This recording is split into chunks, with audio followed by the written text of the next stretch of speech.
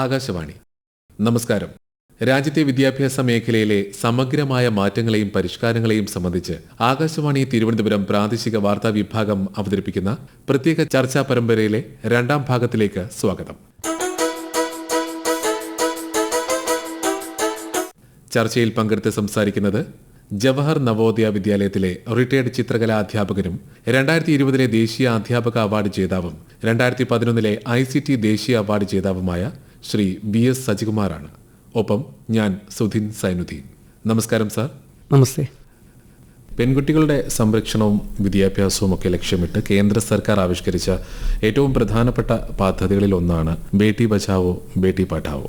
പെൺകുട്ടികളുടെ സാമൂഹികവും വിദ്യാഭ്യാസപരവുമായ മുന്നേറ്റത്തിൽ ഈ പദ്ധതി എത്രത്തോളം വലിയ മാറ്റങ്ങൾ സൃഷ്ടിച്ചിട്ടുണ്ട്, അതേക്കുറിച്ച് വിശദീകരിക്കാമോ?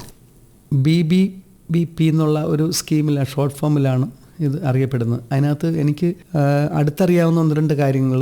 നമ്മൾ വിജ്ഞാൻ ജ്യോതി എന്ന് പറയുന്ന ഒരു സ്കീം പെൺകുട്ടികളുടെ പഠനത്തെ മാത്രം മുൻനിർത്തിക്കൊണ്ട് അവതരിപ്പിച്ചിട്ടുണ്ട്. അതിന് ഏകദേശം ഒരു 11,000-ഓളം രൂപയോട് ഉള്ള പുസ്തകങ്ങൾ കുട്ടികൾക്ക് അവരുടെ പ്രത്യേകിച്ചും സ്റ്റെം ബാഗിലുള്ള സയൻസ്, എഞ്ചിനീയറിംഗ്, ടെക്നോളജി, ഈ ഒരു മാത്തമാറ്റിക്സ്, ഈ ഒരു മേഖലയിൽ കുട്ടികൾക്ക് മുന്നോട്ട് വരാൻ വേണ്ടിയിട്ട് പെൺകുട്ടികൾക്ക് മാത്രം കൊടുക്കുന്ന ഒരു ഫണ്ടിങ്ങാണ്. പെൺകുട്ടികൾക്ക് മാത്രം പ്രത്യേകം ക്ലാസ്സസ് അറേഞ്ച് ചെയ്യുന്നുണ്ട്.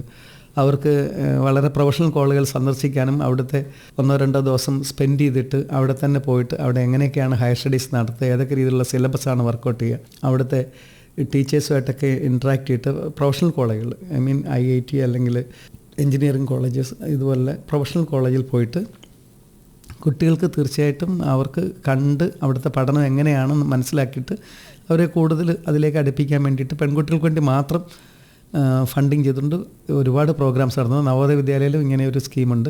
അത് സ്റ്റേറ്റ് ഗവൺമെൻറ്റിലെ കുട്ടികൾക്കും അത് ഞങ്ങൾ അതിൻ്റെ ഒരു പാർട്ടായിട്ട് കുറേ കുട്ടികൾക്ക് 10, 15, 20 കുട്ടികളും സ്റ്റേറ്റ് ഗവൺമെൻറ്റിലെ കുട്ടികൾക്കും അതിൻ്റെ ബെനിഫിറ്റ് കിട്ടുന്നുണ്ട്. ഒരു പേസ് സെറ്റിംഗ് ഇൻസ്റ്റിറ്റ്യൂഷൻ ആയതുകൊണ്ട് നവോദയ മറ്റുള്ള സ്കൂളിലും ആ ഒരു രീതിയിൽ കുട്ടികൾക്ക് ഇതിൻ്റെ ഫണ്ട് കൊടുക്കുന്നുണ്ട്.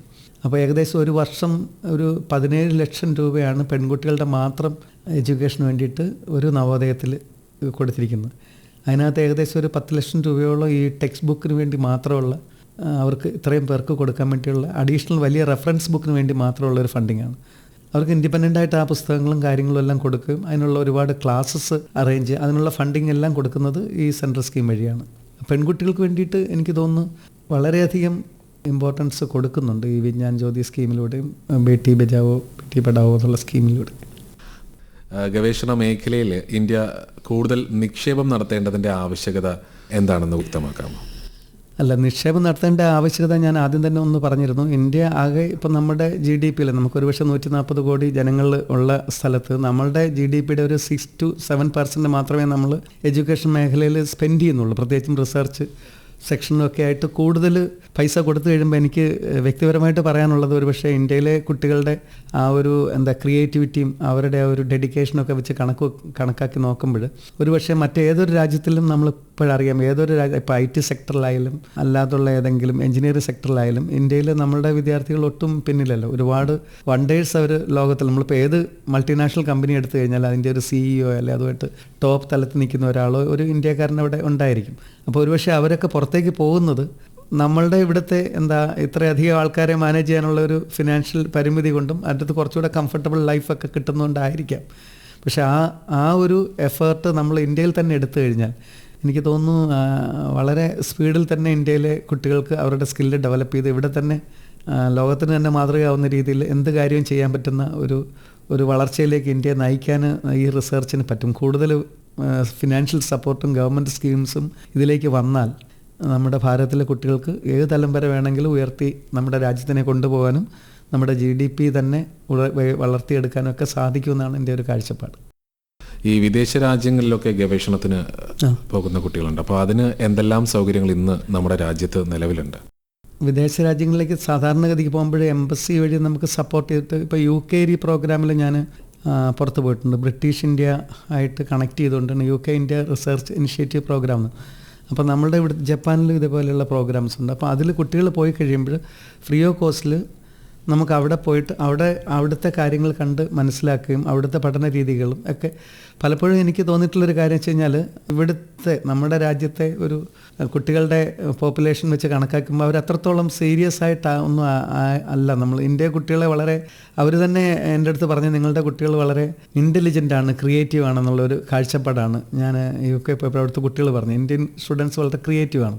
അപ്പം നമ്മളുടെ കുട്ടികളുടെ ഒരു ഔട്ട്കം എന്ന് പറയുന്നത് ഗ്രാമങ്ങളിൽ തന്നെ നമുക്ക് ആ കുട്ടികൾക്ക് ക്രിയേറ്റീവായിട്ട് ഒരുപാട് കാര്യങ്ങൾ ചെയ്യാനുള്ള അവസരങ്ങളുണ്ട്. അപ്പോൾ തീർച്ചയായിട്ടും പുറത്തേക്ക് ആ കുട്ടി പോയി കഴിയുമ്പോൾ അവർക്ക് കൂടുതൽ എക്സൽ ചെയ്യാൻ പറ്റും. കാര്യം അതിനുള്ള റൂട്ട് നമുക്ക് കിട്ടുന്നുണ്ട്, അതിനുള്ള സോഴ്സ് നമ്മുടെ നാടുകളിലുണ്ട്. ഇപ്പോൾ ആർക്കിടെക്ചറിലായാലും വാസ്തുശില്പകലയിലായാലും മെറ്റൽ ക്രാഫ്റ്റിലായാലും സുഗന്ധദ്രവ്യങ്ങൾ ഉണ്ടാക്കുന്നതിലായിരിക്കും നമുക്ക് ഇന്ത്യൻ ഭാരതത്തിൻ്റെ സ്വതന്ത്രമായിട്ടുള്ള ഒരുപാട് മേഖലകളിൽ നമ്മൾ പ്രൂവ് ചെയ്തിട്ടുള്ള വേദിക്കാലം മുതലേ നമുക്കതിൻ്റെ ഇൻഫ്ലുവൻസ് ഉണ്ട്.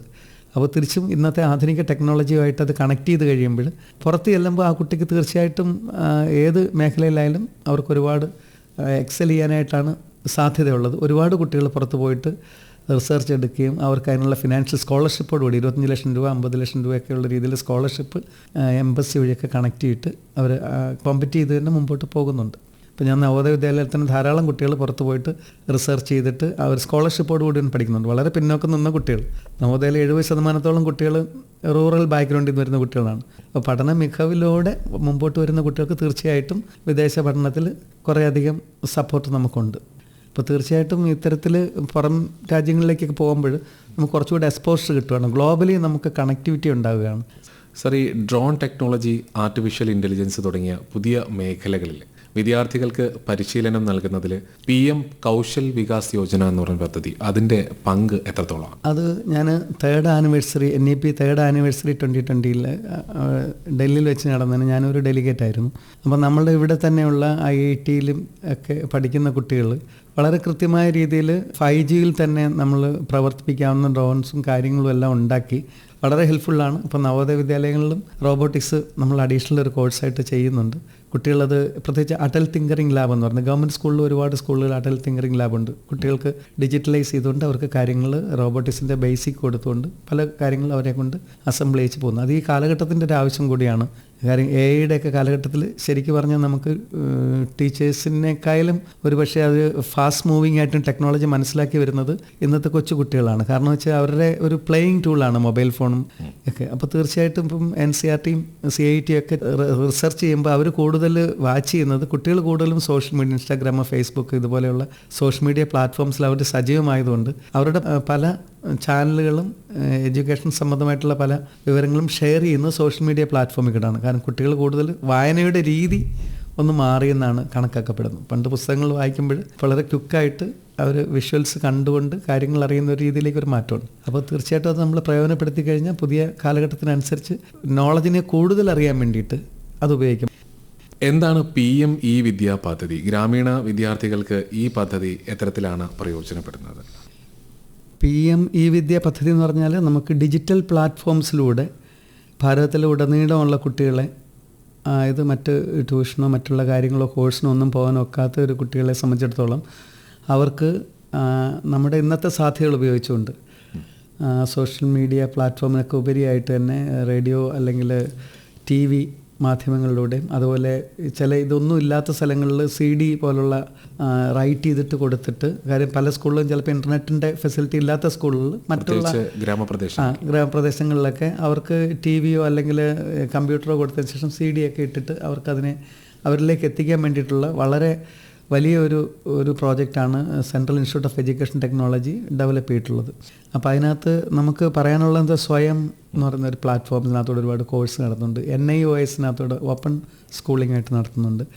ദിക്ഷ പ്ലാറ്റ്ഫോമിലൂടെ നമുക്ക് ടെക്സ്റ്റ് ബുക്കുകളൊന്നും ഒരുപക്ഷെ കിട്ടിയിട്ടില്ലെങ്കിലും പലപ്പോഴും കാലതാമസം കൊണ്ട് നമുക്ക് ടെക്സ്റ്റ് ബുക്ക് കിട്ടാൻ വരുമ്പോൾ ടെക്സ്റ്റ് ബുക്കും മറ്റു കാര്യങ്ങളും NCERT-യുടെ ബുക്സുകളും എല്ലാം തന്നെ നമുക്ക് ഈ റിസോഴ്സായിട്ട് തന്നെ നമുക്ക് അപ്ഡേറ്റ് ചെയ്ത് തിരിച്ച് കിട്ടും.